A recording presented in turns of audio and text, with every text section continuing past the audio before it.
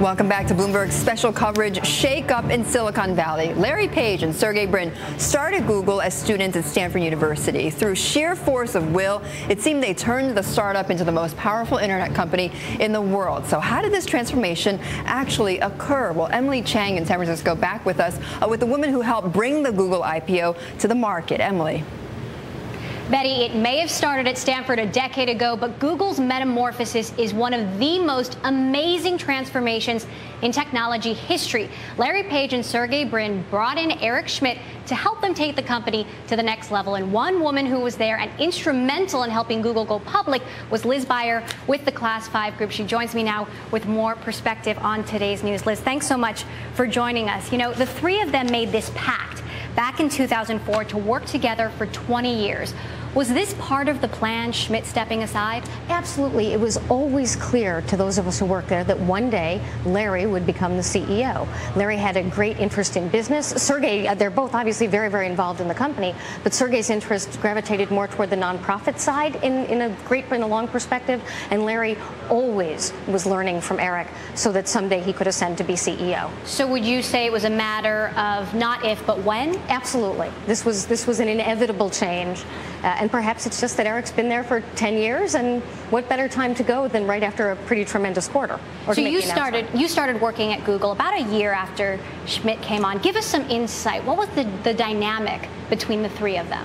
You know, it was actually surprisingly positive. They clearly all respected each other's intellectual chops, or chops as scientists, since Eric was a physicist, and of course Sergey and Larry computer scientists. It was clear that they had looked for a CEO for a long time before settling on Eric. And Eric is just a gifted statesman and public speaker, and those were things that didn't appear to be as much interest to Sergey and Larry. So he handled the things they didn't want to do and took a backseat really early on in letting them run the company. So how would you say that dynamic evolved over time as Google got bigger and bigger? I think Eric's brilliance, frankly, in coming in was to take that step back and make sure that Sergey and Larry knew he wasn't trying to take over. And as they gained trust in him and as they recognized the value of the information he had as a business expert, I think they all began to rely on each other more and more in everyday decisions.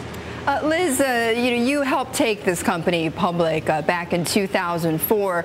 Fundamentally, has the culture changed at Google since becoming a public company? Well, of course, I've been gone for 5 years now, so I can only answer from the perspective of when I was there. You know, the company changed very little, actually, in the first few years after the IPO. And I think the bigger issue was that which occurs to all companies. It just grew so much. And when you have a larger company, the culture gets diluted somewhat.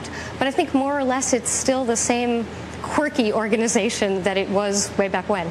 So going forward, Liz, do you think they're going to continue to work as a team, or is Schmidt's profile really going to be significantly reduced here? Well, again, you'd have to ask the people who are actually there. I don't know that I can answer that, but I think Sergey and Larry value Eric's political savvy and statesman-like demeanor. And I suspect on issues about dealing with tricky issues in that area, they'll probably still talk to him. And who would you say is in charge? I mean, is it Larry in charge, or is it Larry and Sergey together? I mean, are they still a team? You know, at some level, the company moves on its own. But having said that, I suspect, well, Sergey and Larry have, at least during the time I was there, were always a team.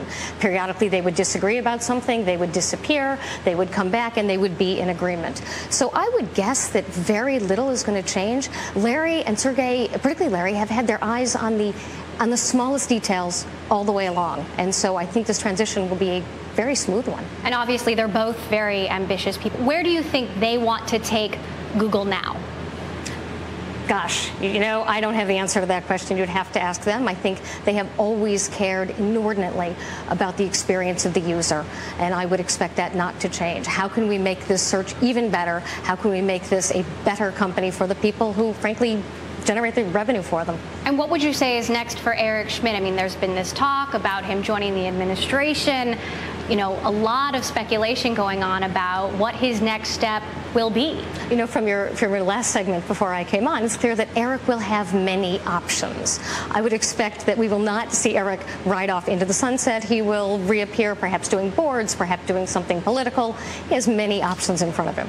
And, you know, do you think that Larry and Sergey were unhappy with Eric's job in the end? I mean, Google has certainly faced a lot of challenges recently. Or do you think he's really going out on a high note here? One, he's clearly going out on a high note. Look at the quarter they just reported. But two, again, this transition had been discussed, you know, 8-9 years ago. At some point, Larry would be seasoned enough from a business perspective to take over as CEO. And so I don't know what has been going on in the last couple of months that led to this being the time, but I don't think there's anything surprising about this change. I think it is what they both had planned all the way along. All right. Thank you so much, Lise Buyer. Great to hear your perspective, having worked on the inside. Betty, back to you.